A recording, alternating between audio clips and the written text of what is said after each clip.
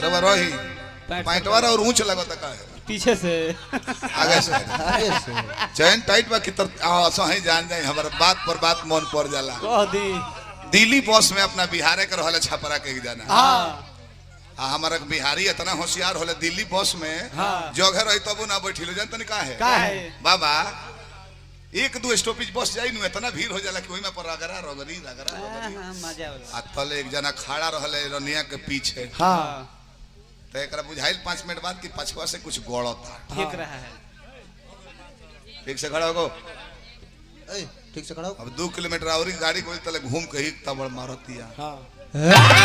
Nonsense पागल आदमी nonsense. बस में इतनी भीड़ है कि खुद को खड़ा होने का जगह नहीं है हाँ। तो ये तीसरे को क्यों खड़ा कर दिया है तू यहाँ पे? अच्छा चल अब तो ढोंढिए पर घड़ी की चलता रही ट्रेंडिंग में रहता है एक घड़ी ढोंढिया ट्रेंडिंग में रहता भैया